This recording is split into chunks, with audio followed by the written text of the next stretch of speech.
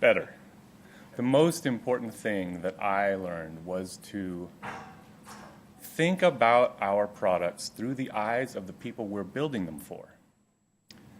And so when Diane offered me the opportunity to introduce Josh Elman today, I jumped at it because I think that not only am I excited to hear what he has to say, but I think that the things he has to say are incredibly important to all of us in the room and all of us watching online.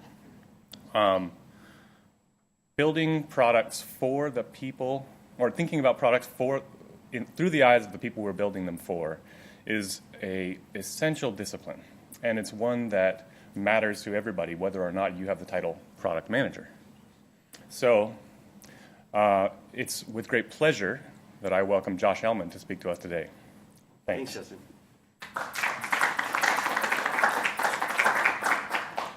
Thanks for having me over here at Mozilla. It's great. I'm looking around this great room, and I know many of you guys are watching on the camera, so I've never spoken to this big of a virtual audience before. So I'm excited too, and it's great to see friends like Chris Beard, who got to spend a bunch of time when he was hanging out with us over at Greylock, and then I work with John Lilly very closely, who I'm sure many of you know from his Mozilla days. So it's always fun to be here and just talk about product management. And really, in talking about product management is a role. And that's kind of what I'll talk about a little bit, is sort of the role of product management. But really, product management, the whole role of product management is to be part of a team that builds great products. And so most of what I'll really talk about today is maybe what a product manager does, but really what a product manager does in the context of a team that's thinking about how to build great products and work on it. So I really appreciate Justin's introduction, but you're probably wondering, who is this guy and what has he done? And I started as an engineer, a Windows engineer back in 1997 at a company called Real Networks, if you guys remember Real Player. And I got to build a lot of that. That was sort of, at one point, the future of audio and video on the internet, and just coding away features. And within a couple of years, I was so excited about what we were building and how we were building it, that rather than just being kind of working on my own features, I got excited to go sort of help lead a team, and sort of ended up running a team of 15 or so engineers, program managers, on the core client, and really just love this idea of like, how do we ship this thing that goes into hundreds of millions of people's homes? I once went to one of my 6-year-old neighbors, and they said, "Oh, what'd you do?" And I just moved down to the valley, and I was like, "Oh, I used to work at Real Networks." They're like, "Real Networks, we love it." And they opened up their living room cabinet, and inside they had a computer that had their entire music catalog all organized in Real Jukebox, which was a product that I had worked on, and it was Real Player and Real Jukebox. And they had organized all their music, and they were using it to like play through their sound system back in 2003. And like, that's the moment we all live for when we're making stuff, is like normal people, not just tech people, using our products to like live their lives even better. And that just sort of helped catalyze kind of all the work I'd done for 6 years at Real Networks, and just kind of kept me going on my career. Since then, I've gotten to work on a bunch of products that hopefully you still use, maybe if you don't use Real Player, like LinkedIn. I was joined LinkedIn when it was about 15 people, and we were figuring out how to build the future of a professional network, and we did a ton of work on growth. I got to launch LinkedIn Jobs. I worked at a company called Zazzle, which does on-demand custom products, and this idea that anybody who's creative can upload a design and have a storefront available. And we called it Bits to Atoms, because we actually had a factory that would take your design and actually print it on a physical product and ship it out to you in 24 hours. So it was kind of this really neat digital stuff that we were doing all the time. Then you go to the factory, and I once went to the factory and realized there was like 100 shirts all printed with this bizarre default font, and everybody was just using the default font, and it made the shirts look terrible. And it was like this totally different realization that these dumb little software decisions you make affect these physical things that then get shipped out, and you have people walking around with words just written in this horrible, weird font, as opposed to even just something simple. So we spent a lot of time on good fonts that printed out well to find our better default and a better set of suggestions. I went over to Facebook in kind of early 2008. I just saw the Facebook platform blowing up and thought that'd be really fun to work on. And if you guys remember Facebook Connect, or sort of the heyday of sort of all the apps that were built on Facebook, I was got to be right in the middle of all of that. I helped launch Facebook Connect and brought that out to all the different early partners that worked on putting Facebook and making their own site social. And as much as I liked working on the platform side at Facebook, I got really excited about working on a product again. And so I went and joined Twitter in late 2009. It was about 80 people in the company. And the challenge I worked on is probably similar to what I think Justin said he's working on now, which is we had the problem where everybody signed up, but nobody stuck around on Twitter. And they said, help us fix that. And we got it from about 10 to 100 million active users in my time there. People would still say that's a problem with Twitter, that a lot of people sign up and don't stick around, but I'm still proud of how much better we got to do. But in all these roles, the one thing that really, that I really experienced consistently was, how do we as a team build and ship great products together? And as I kind of took the role from engineer to product manager, and then was really a product manager most of the rest of my career until I'm doing this VC thing, I really thought, like, what actually is that job of a product manager? And so I put together this little discussion. I wrote a blog post and then put together this little talk to kind of help try to explain the role and think about how do we define it in a way that really enables the team to be so successful. So, I think, I've always had this question. I think a lot of people do, like, what exactly does a product manager do? And the worst thing is, can you actually explain it to your mom? Because my mom was like, what do you actually do as a product manager? Like, I understand your brother because, like, he's an engineer and he writes code, and then he became a designer and, like, he makes designs. Like, I understand what he does, but, like, what do you actually do? And so I first thought that we define product manager by what it doesn't do, because I think it's really important. Like, a product manager doesn't write code. The amazing engineers on the team are the ones actually writing and responsible for the shippable code that goes into the product that actually gets delivered to the world. Product manager doesn't create mockups. Now, you might create wireframes, sketch things out, but those final designs, those final renderings, the visualization of the product, really, you want to have great designers on your team that own that think about how to make things pixel perfect and have the interaction flows be exactly right and really experience what the user is doing. And a product manager should understand that, but doesn't need to actually be able to do it. I personally got C's in art in school and could never draw anything, so my whiteboarding skills are almost square boxes that great designers have always done a much better job of. Product management also doesn't sign deals. It's great to have a business development team that's out there negotiating real partnerships with companies when that matters. Product managers are often involved because there's a lot of implications of the deal. But the business development team actually owns and signs that final deal. Product management doesn't do PR. They're often involved in the messaging, involved in the voice, but hopefully you have a communications or a marketing team that really owns that press release and other things. So you don't really own any of these artifacts. When Reid Hoffman interviewed me for LinkedIn, the question is one of the best interview questions I've ever had was, each of these other functions has very specific artifacts that they own. So like, what is the artifact of a product manager? And I struggled a little while to answer the question because I went through this whole thing. Well, it doesn't own any of these, and realized the artifact really is the vision document and the spec that sort of everything builds off of, and capturing that, whether it's a spec or notes or ongoing iterations, is really the one artifact a product manager creates that hopefully the rest of the team is able to do their best work on. So, one way to think about a product manager, as I said, is if it doesn't do all these things, it sits in the middle of all of them. It sits in the middle of all the communication, sits in the middle of defining the requirements and roadmap, figuring out who the competitors are and understanding their capabilities so that we understand what we're building and what we're not building, inside of all that. Understands defining the problem and the value proposition of the product, figuring out the launch timing and any sales or marketing collateral you need to do with partners, figuring out how to define the market and customer, being the evangelist. So it kind of sits in the middle of all these things, but again, they're all pretty nebulous, and it's hard to use any of these as like the definition of a product manager. If you think about it simply, you can think about it as just this intersection of user experience, technology, and business. Right in the middle, the product manager kind of sits in there. But again, none of these things really define what it can do. So I tried to figure out if I could catalyze this into at least a one-sentence description. And what I came up with was a product manager helps their team and company ship the right product to their users. And I'm going to use the rest of the talk to kind of define what each of these pieces mean. But if you really think about it, like, if you didn't have a product manager, the whole team and company might actually ship the right product anyway. Designers, engineers, business development people, they can all work together really well and ship a great product. You don't necessarily need a product manager. And what I've seen is the cases where you have that product manager who does the right things to help and makes the team better, you can have 10x, 1000x better efficiency, effectiveness, delivery of the product. But I've often seen cases where the wrong product manager makes the whole thing a lot worse, and instead of helping, they're doing the opposite. So it's still a pretty nebulous job, and it's hard to find ones that are great. And when you do, hold on to them very tightly in your company and everything else, because if you have the right one helping the team, it makes everybody so much better. And it actually is a full-time job, or more than a full-time job, when you have multiple product managers to make sure that the team is most effective. So to kind of start with this, I always like to think about what does it mean to actually help your team? Who is your team? If you're the product manager, who are you ultimately responsible for catalyzing and helping to ship the right thing?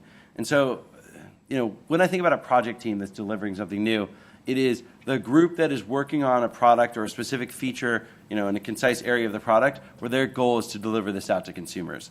And so the product manager sits there with the designers, engineers, QA, often documentation and marketing on one functional group that says, together we're going to ship this product. Now you might actually, I didn't mean functional group, I meant sort of one project group, because you might have different functions and they might report up in different structures. But when you're working on something, that's your team, because it's each one of you together is collectively responsible to deliver this thing to the market. And if you guys don't do it, it's not like somebody else in the company actually will. Like, it's really on you. And what I like about teams is we always had some other groups that were sort of associated with the team, even if they weren't full-time, whether they were from business development or support or legal, where they were really responsibly part of our team actually delivering this project.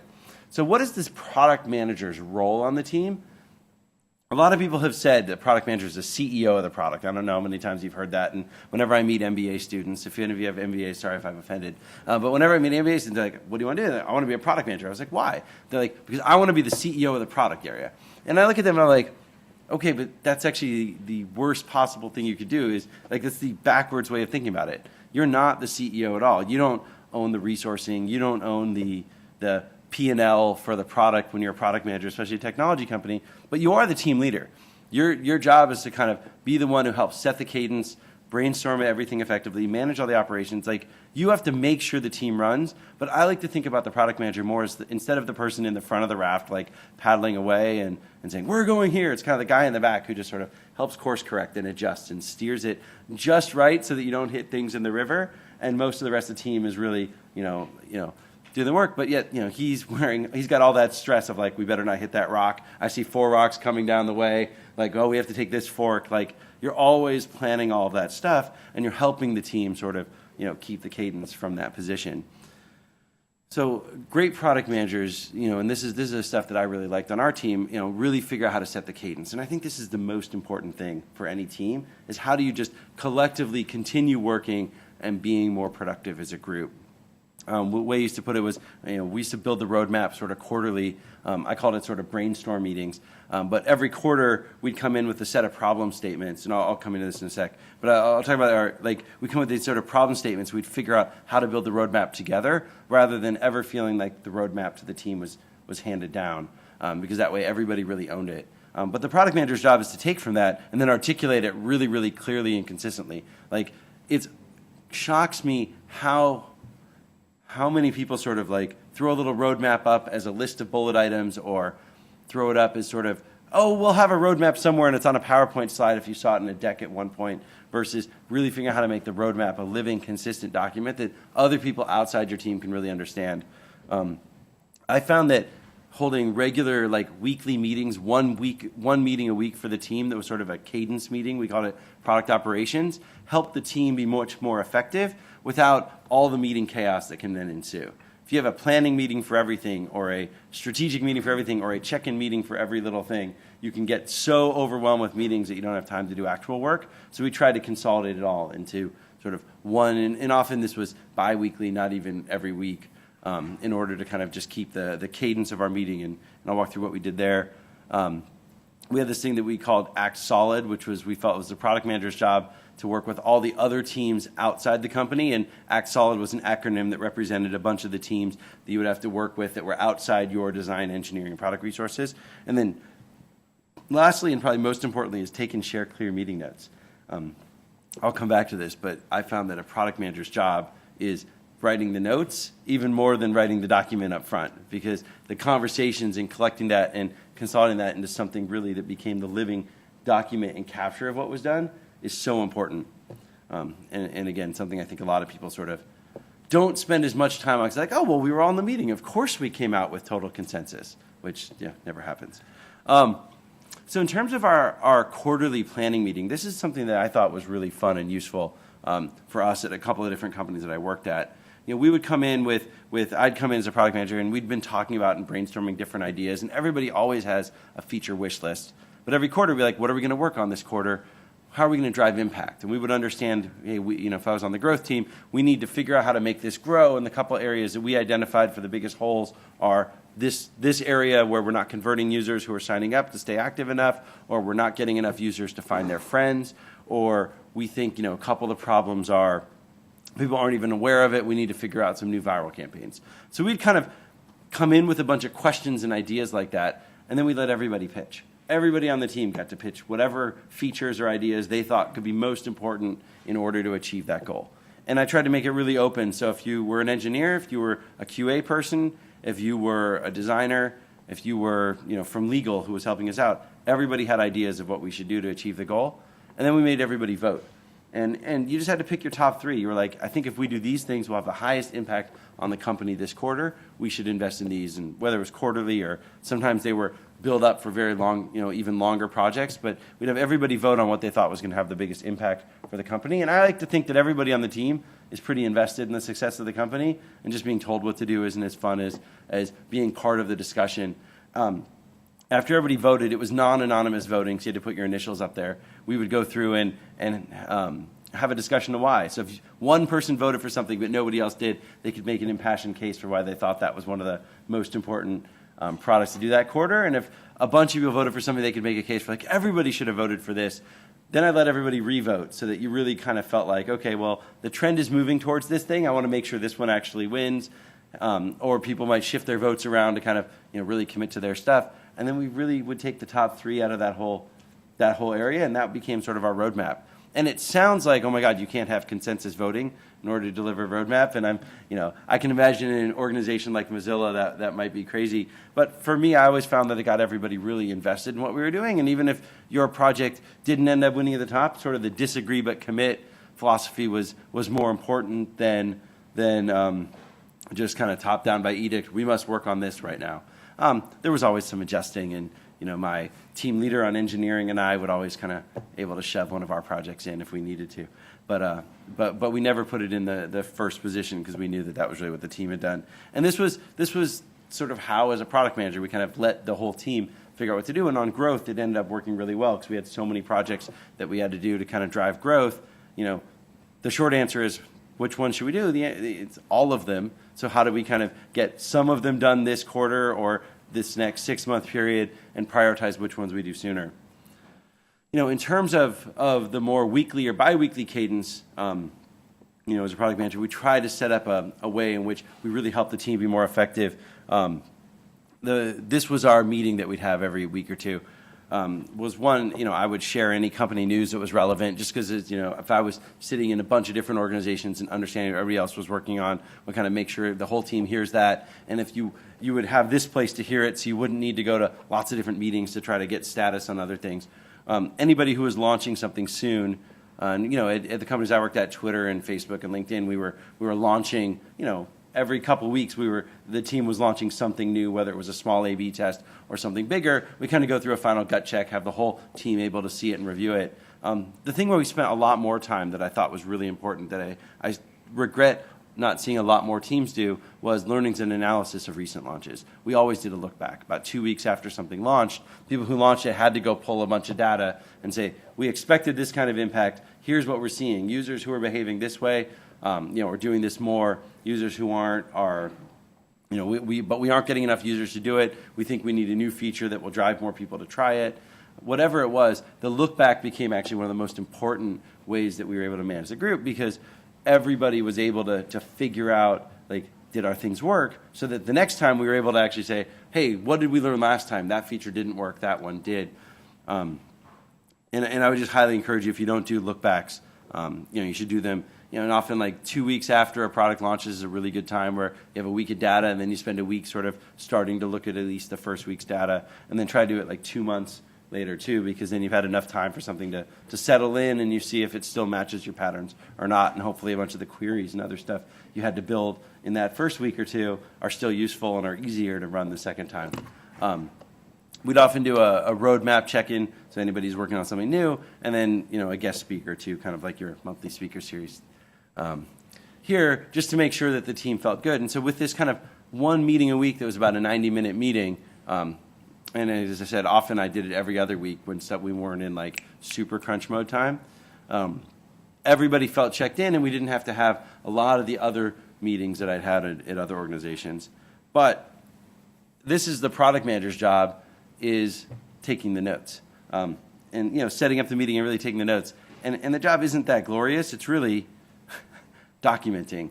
I used to spend longer after a meeting writing up the summary of the meeting and the analysis of the notes and gathering everybody's decks, if we had like presented a deck on something, and writing up kind of our summary, taking it together, any action plans, than I ever spent in the meeting. If it was a 90-minute meeting, I'd probably spend 2 to 3 hours either the rest of that day or that night or the next day to get the meeting so consolidated, the notes so consolidated that kind of everybody knew what it was. And if it was any brainstorm meeting or any project planning meeting, I would spend a lot more time doing this, and then we actually would send it out to most of the company. And by doing it that way, everybody got involved. And I just find as a product manager, that's sort of the crux of the job, is helping the team get on these cadence, helping ask the big questions, work through these problems, and then communicating it back out afterwards.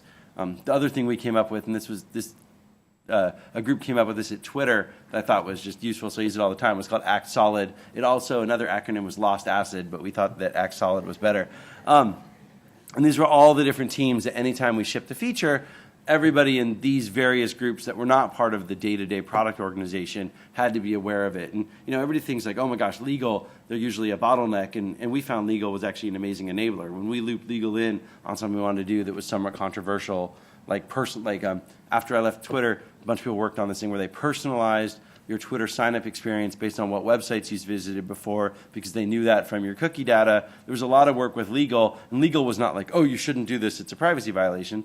Legal worked with them to actually set up the right policies, set up the right disclosures to really make it work, and the legal was a great partner in that. And so all of these teams, when you loop them in early, customer support, we may increase some of your customer support needs with this feature, but the reason we're doing it is for these real reasons for the company. It actually works much, much better. And so we called it Act Solid if a product manager went around the rest of the company and everybody felt looped in. You could actually get graded as a product manager by these other teams on whether you were somebody who acted solidly or not. And so that was kind of this whole idea of like, how do you really just help your team, define your team and help your team get successful as a product manager? And you can see how much is really dependent on this person just making the team better. And if they're not making the team better, if there's too many meetings, the notes aren't written up well, the questions aren't clear, people don't feel involved and organized in the roadmap, then you're not really helping your team. So the next thing I like to think about is the product manager's job is not just to help the team, but to help the whole company. And the product manager really is in such an important position to be able to be part of the rest of the company's overall organization, understand the product strategy, understand the business metric strategy of the company, so that they can take that whole focus and figure out how do we translate this down for our team. How do you take the company's overall goals and objectives and tie that to what our team's working on, and to make sure that what our team's working on is in service of those goals too. The team, as a product manager, I never think it's my goal to say, our team's so important because I believe we must do this, but really to tie this back to the company goals, the CEO's vision, the founder's vision for why the company exists, and are we really adhering to that, inspiring that, taking it to the next level. I think there's a lot of times where I've met product managers who get so excited about the thing that they're doing, they get very myopic, and they forget that it's in the context of this organization, that everything I ship, depends on the brand, and like, well, I'm sick of this old feature, so I'm just going to do it my way. Our team's just going to do it our way, and you miss that really important connective tissue that ties everything together. When I've interviewed product managers, I really look at this filter as one of the most important to kind of tell the ones that I think will be great for our team or not. And it's how much, when they're talking about, I was like, well, what did you build in the past? Why'd you build it? Like, how did you like it? How many times as they're answering those questions, they're tying it back to the bigger vision of the company. They're tying it back to I had this conversation with our CEO, and he inspired these couple of things, and then we went and came up with this really creative solution that was like really amazing and really delivered this value back to the company. That's a great answer. I've heard often many times we're like, well, the company was kind of struggling, and so I came up with this thing that was going to revolutionize it, and our team went and built that, and like, screw the rest of the company, and that's not a great answer in an interview. But I've seriously heard it many times, and if anybody here was from Yahoo, I apologize, because a lot of them were people from Yahoo in the later ages. I was distinctly remembering one conversation. And so that's it's just it's a really tricky balance, but the great product managers know why we're all here and why the company exists. The next thing says, help your team and company ship a great product to your users. So I just called out the word ship because you can't emphasize enough how important it is. If you can't help your team actually put something in customers' hands, you're not a good product manager, even if the team loves you, even if the team operates really well, even if everything's tied to the company's vision, but if you can't actually get it out the door, then there. And by the way, the pressures from a great team are often not to ship something.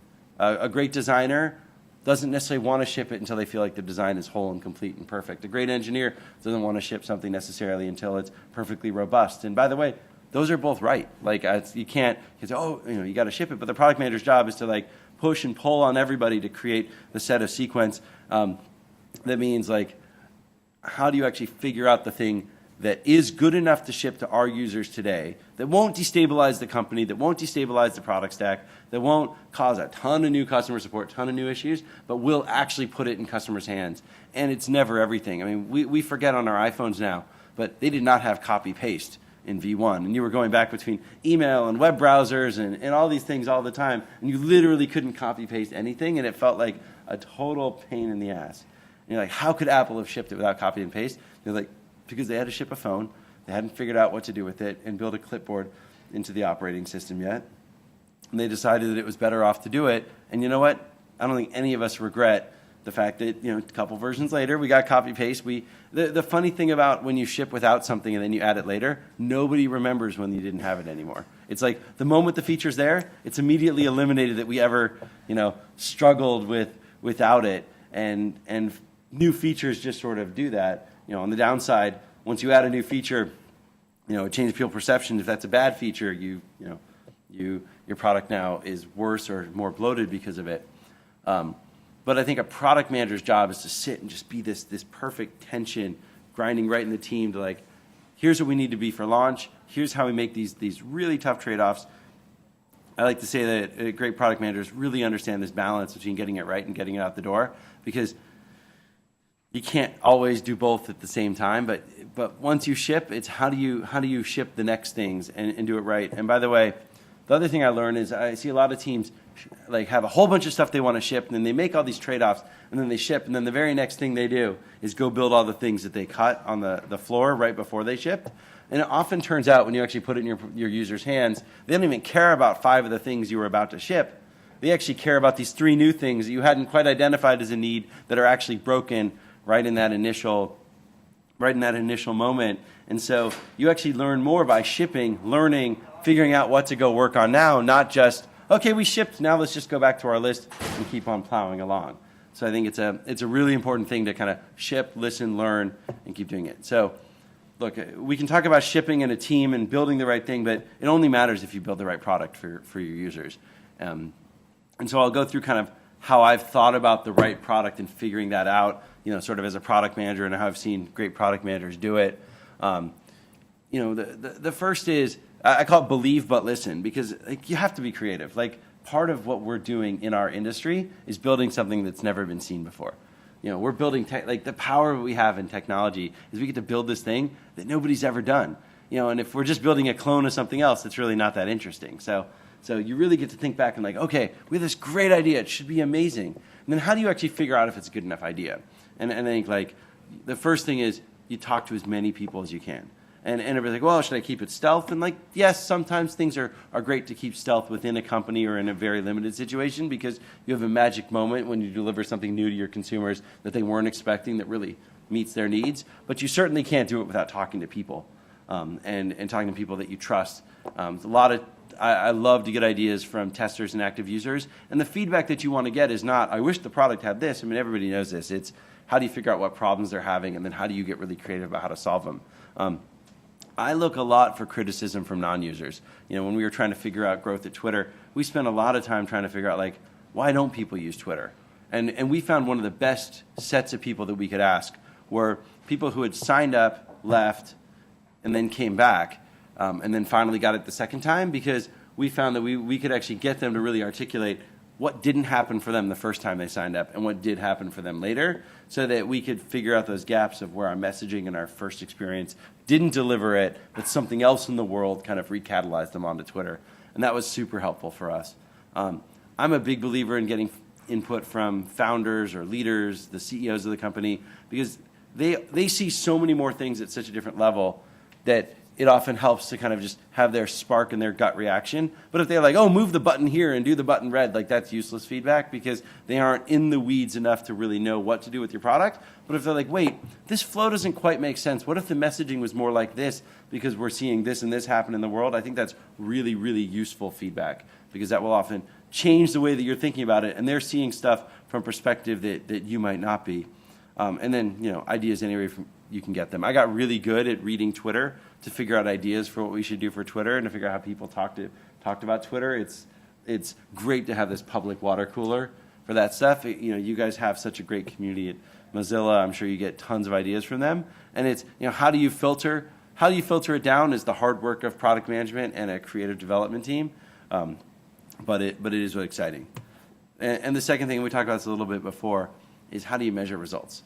How do you actually figure out if what you did worked? And I think a lot of people ship this stuff and they're like, it's going to be great. And then you ship it and then you're like, okay, did that work or not? Oh, I don't know. Let's just go on to the next thing. And I think it's because people don't think about it like scientists. And yet, as creative technologists we are, as we're building products, we're basically some form of like actual scientists or social scientists. I like to call this like the data scientific method. It's start with a hypothesis. Come up with the thing that we think by shipping this, we're going to cause this behavior, and these types of users are going to start doing this instead of what they were doing before.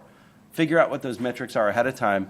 Then when you actually ship the product, you're basically running an experiment. You're running an experiment on people, on your users. You're saying, with this new feature, with this new button, with this new tool, with the way that we've marketed it to you, do you now operate in a new way? Do you now behave differently? And if so, you're going to have a much better sense of what it works, and you can get all that data back, and then you're going to be able to generate your real hypothesis. Awesome, this worked. This feature worked. We should double down. We should open a new business line. We should build more products like it. Okay, this one didn't work. Did it not work because we built the wrong product or because we had the wrong hypothesis up front that users didn't even want to do something? You can go back and figure all of that out. But if you don't start with a hypothesis and you don't then get any data, you're screwed.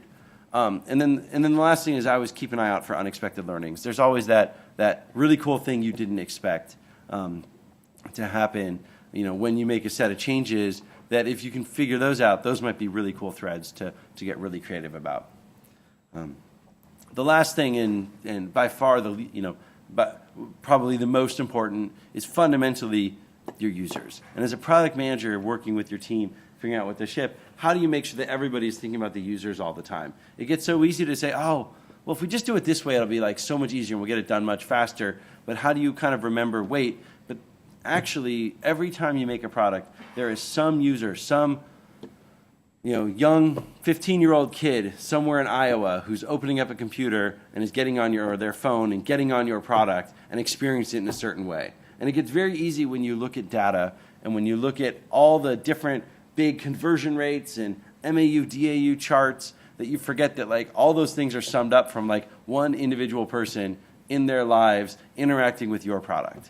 And so I think as a product manager, it's like, how do we bring that back? And one of the things I like to do is telling the story of who should use the product and why, and articulating that core use case. And I think stories really matter. And I think the stories of Bob in Iowa who's on his phone and he's getting up and he's trying to figure out how cold it is this morning if he needs to put on his earmuffs.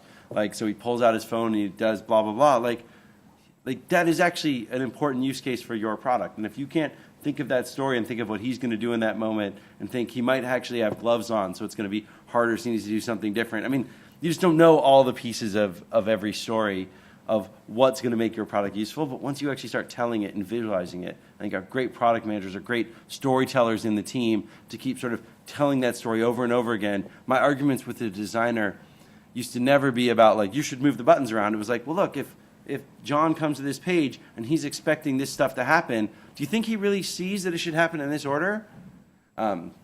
And if the answer is yes, then I'm going to trust my designer. And if the answer is they're like, oh, that's a good point, maybe I should reorder things or strengthen the bounding for this section, that's a much better way to kind of have the designers and a team really reflect on what we're building by putting it all in the context of actual humans and users.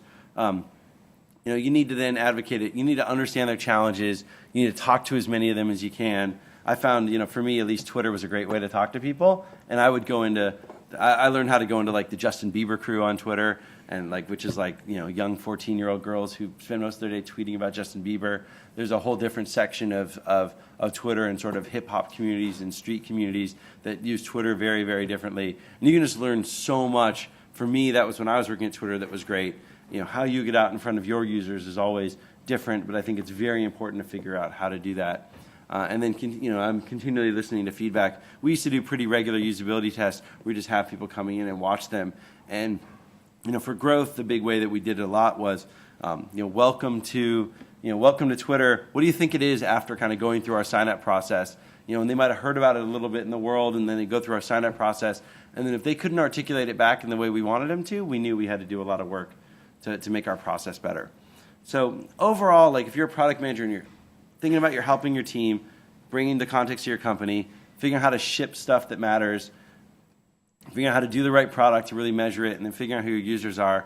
It's a lot of work to do as an own-in one person and a product manager, but you're doing a pretty good job. So, the key do's for great product managers are disagree but commit, really get everybody involved, and then come up with a clear course of action, and then document it, and then get everybody sort of running well on the plan and keeping the cadence so that the plan actually happens.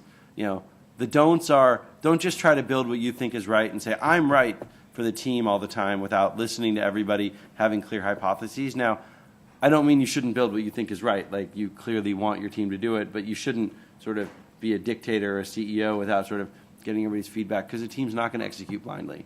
And then, I like to say, don't forget where the credit's always due, because, no matter what, as a product manager, when the product actually ships, there isn't a single line of code or a single mock-up that you've actually written. There's a ton of people who've worked incredibly hard to make that happen. And I always worry that product managers get quoted in the press and get featured on stage sometimes, and sort of and the bad ones take the credit. They're like, I did all this stuff. And I'm like, no, you're just doing that because that's part of your job to help the whole team be successful, as to how you crisply articulate it in those moments, rather than taking any credit for what's actually happened.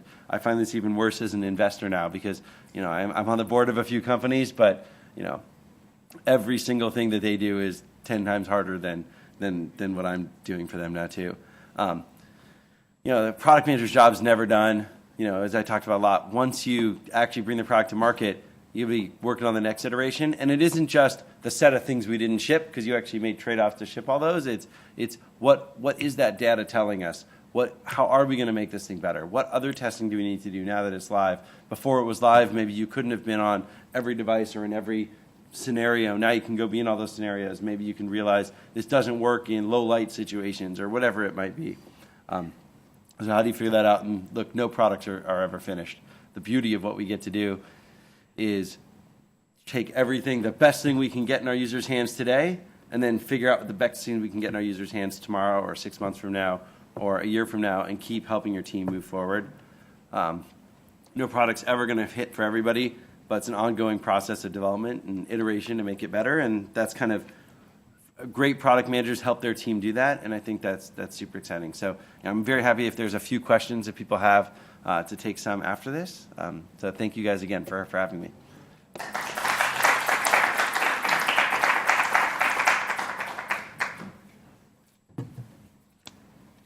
All right, questions in the room?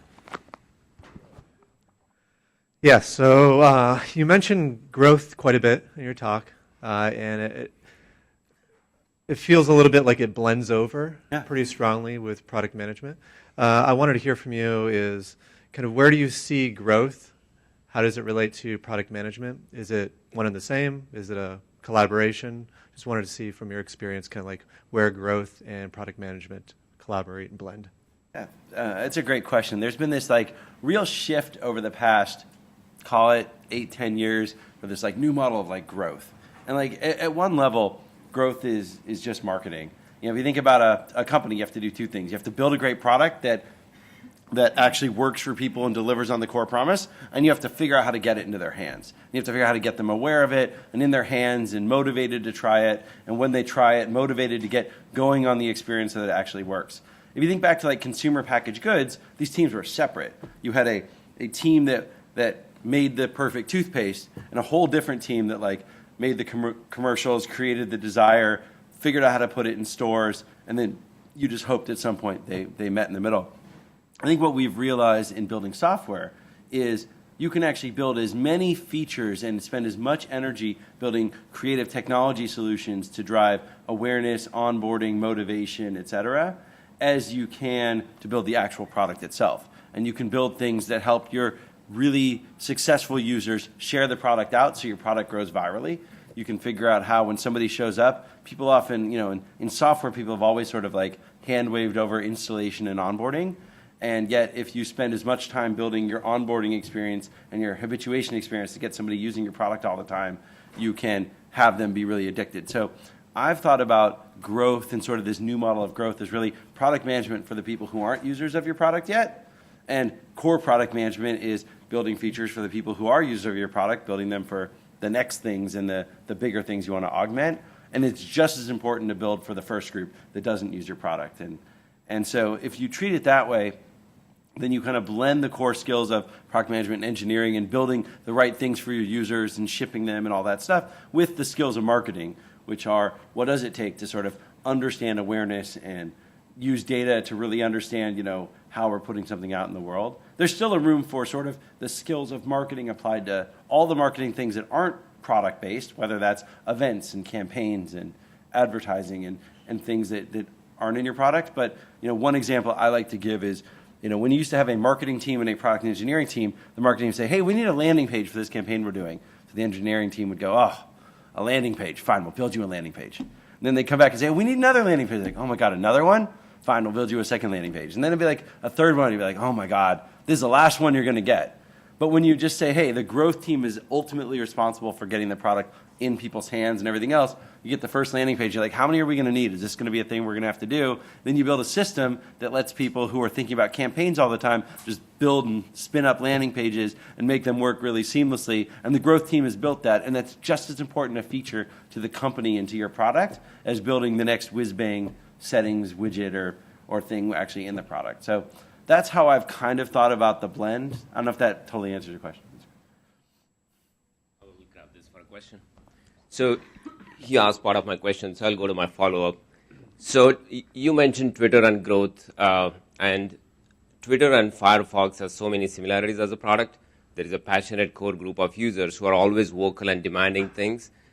Talking about Twitter, like everybody on Twitter is like a product manager. They're always asking Twitter should do this and that, but that also makes it harder to enter for new users. If only the experts are using that, how do you guys go about balancing that?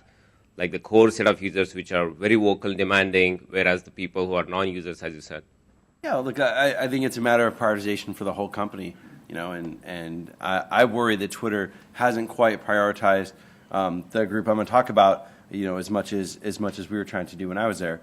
But look, you have to do both. If you don't move your core product forward every year, other people will faster and better than you, and even your core users won't keep loving your product. And it doesn't mean that everything they're asking for is right, because you can definitely have the very minority vocal core that like actually demands things that are like kooky and that isn't kind of like what's going to hit mainstream. So like you do need as your core product group, you need to be able to like what are the next mainstream things that are really going to get the next 50 million, 100 million people to want to care about our product even more and be able to do that. But the growth side is slightly different. The growth side is of people who are not using my product, what are their objections? And everybody always thinks, well, we don't have feature X. So if we just build feature X, that will make them use it. And that's almost never the case. The objections are usually, oh, I didn't know it could do that thing that your product already does. Or I tried it and it was too hard to use. Or I couldn't even get it going fast enough and my inertia to actually go and change and adopt your product was too much.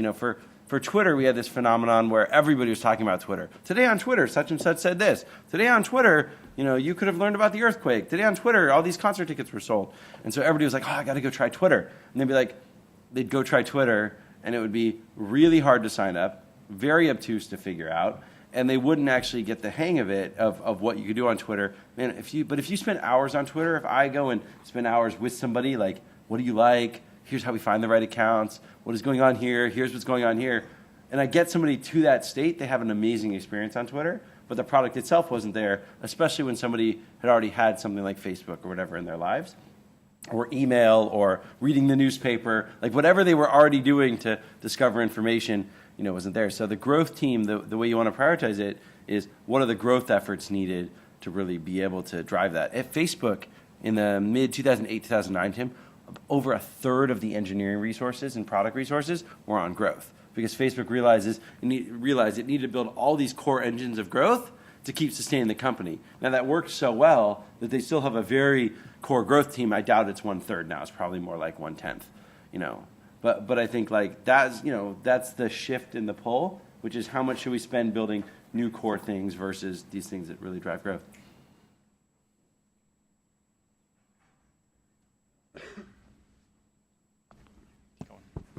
All right, any other questions in the room? Yep. You talked about growth being a lot of converting new users into users, permanent users, and how do you feel about like resurrecting users or increasing the engagement of existing users, where you said that a product manager will focus more on the core product, the core features of the existing users. Yeah. Is it the product manager's responsibility to increase that engagement and or resurrect the old ones? Yeah. Or how do you draw the line, like further down the line and not just in the onboarding? Yeah. So resurrecting old users is the same thing as getting in new users. I try to say non-users instead of new users, although I probably mix that much. But like, you basically have a set of people who habitually use your product. And you want to really understand what that means. And the way we looked at it at Twitter was we figured out how many times you have to use it in 1 month, so that I'm pretty confident you're going to use it that many or more times the next month, and the next month, and the next month. For us, we found that if you use Twitter on 7 different days in 1 month, you were over 90% likely to use Twitter on 7 or more days in month 2, and month 3, and month 4. So we said the people who had already gotten to that point had hit a habitual state where Twitter was now part of their lives.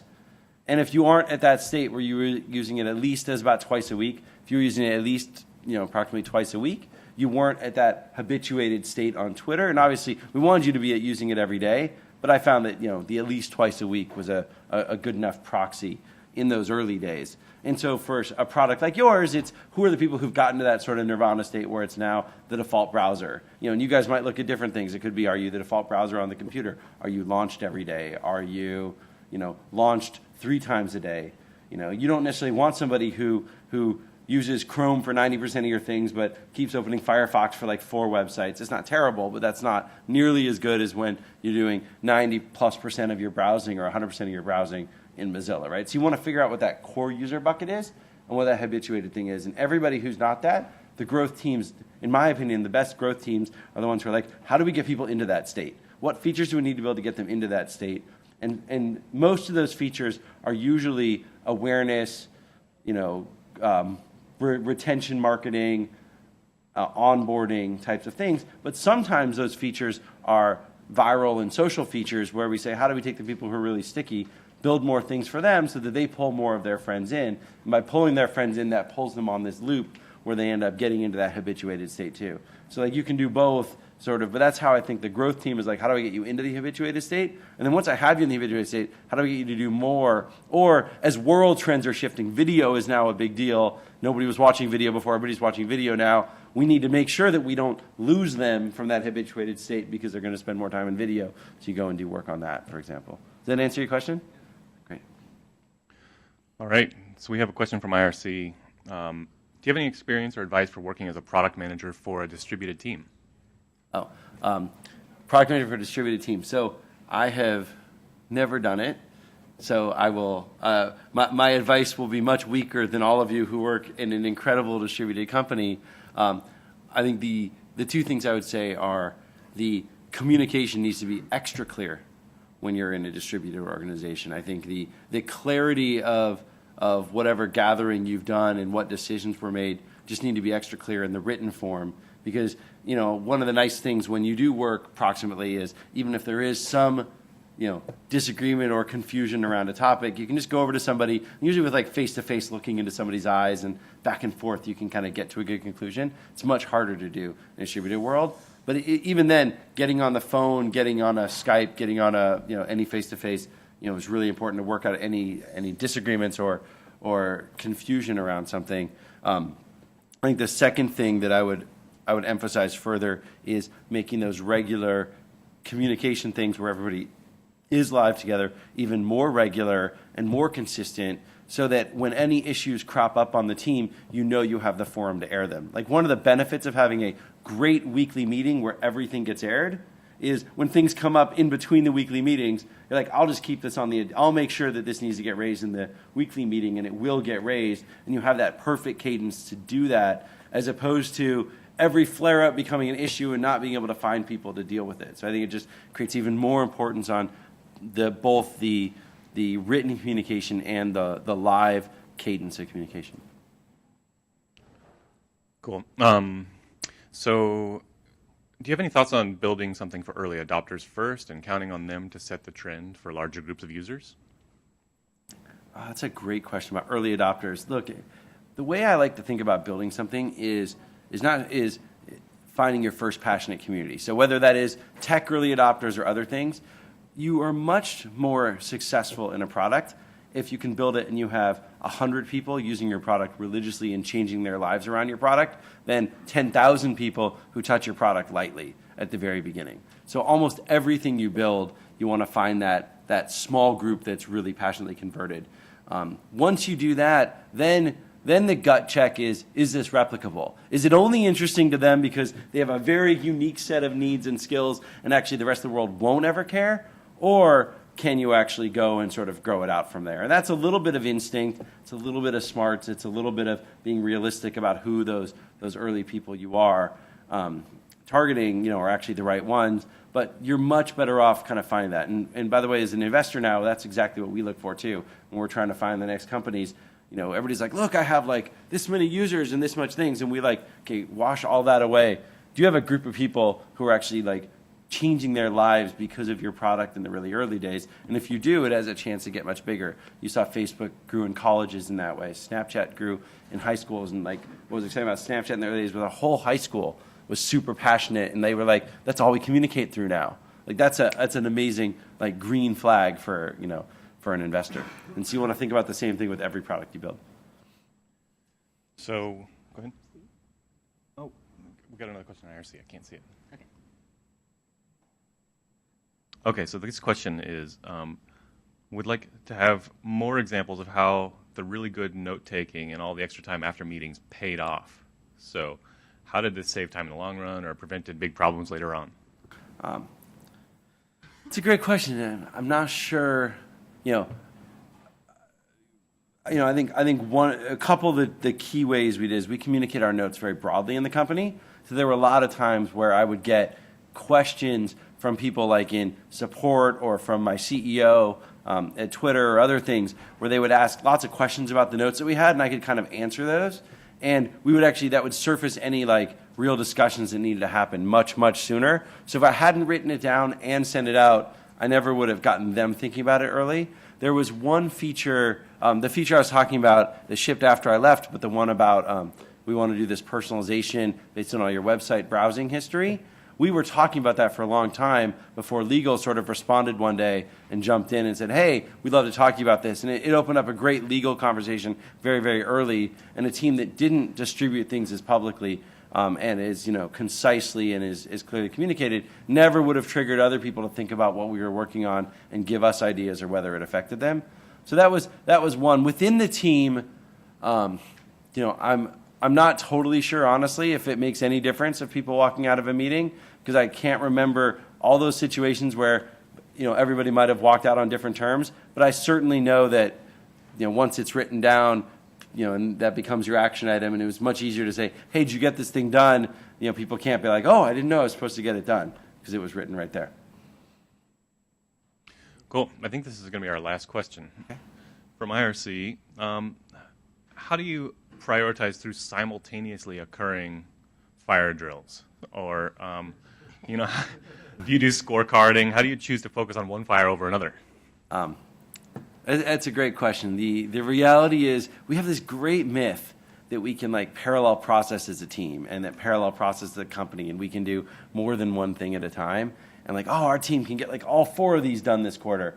And the reality is we're all humans and actually a lot of things do chain up and at some point the CEO or the PR person or the chief counsel can only focus on one thing at a time and everybody has to know how to prioritize.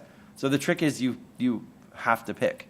And you literally, I like to think about writing everything down. I call it a one list, which is like if you just ranked everything that was important in the company right now and stack rank them and legitimately ask yourself, is number 7 more important or less important than number 8? Because if it's less important, move number 8 above number 7. And if not, it is more important. And then you can use that to sort of track it. And then when somebody comes in with a fire drill, you're like, okay, which of these things are you more important? Because no matter what, in terms of paying attention to your new thing on the fire drill, you're going to bump something else down. And I think as long as people are honest about that and not they're like, oh, I can have my cake and eat it too, it works. And then you fundamentally have to make the call. Like part of what an organization of trust is somebody has to make the call that says, I'm going to focus on this over this. And if the tie has to get broken, you can move it up in the organization.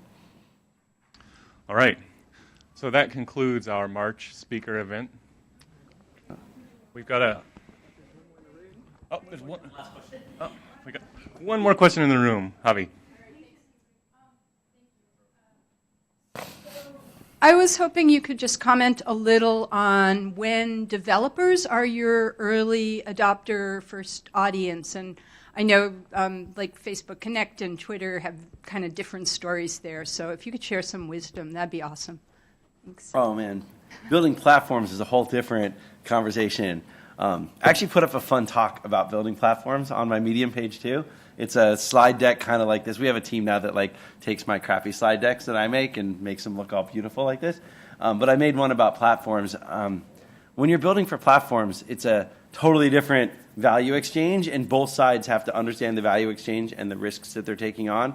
I actually think Twitter actually is a great developer platform. There's several multi-billion-dollar companies built on top of Twitter that people don't realize. Companies like Hootsuite, companies like Dataminr that were all enabled because of Twitter, and that Twitter sort of didn't actually kill that many things except for a few other clients that actually was somewhat in the way of Twitter's model. So I kind of reject the sort of like Facebook got it right and Twitter got it wrong. And if you'd asked me in 2008, everybody hated Facebook's platform because we were changing the way that Facebook worked, and everybody was like, you're killing all these developers. So that's sort of a really interesting topic in itself. Look, when you're building for developers, the same thing as building for users. It's today, what can I give you that makes your value better? And with developers, it's what value are you giving back to me and my platform? So it's how is this a good mutual win-win type of thing where collectively we're making the experience better for our users rather than just me as my own developer making the experience better for the users. And if you have developers on board with you where they're making it better and you're opening things up that make it better for them, that's great. And some of them will end up building their own opportunities really big, and some of them will end up plugging your holes that you'll eventually plug. So, cool. Awesome. Yeah, it's on Medium. So. All right. Thanks, Jesse. We have a mini backpack for Awesome. Mozilla swag here. Perfect. I like these. So our next event is April 27th in San Francisco, 10 a.m. Pacific.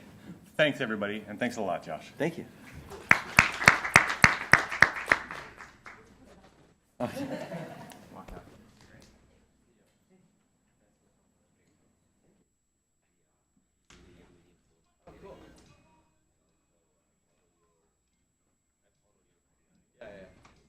the random one.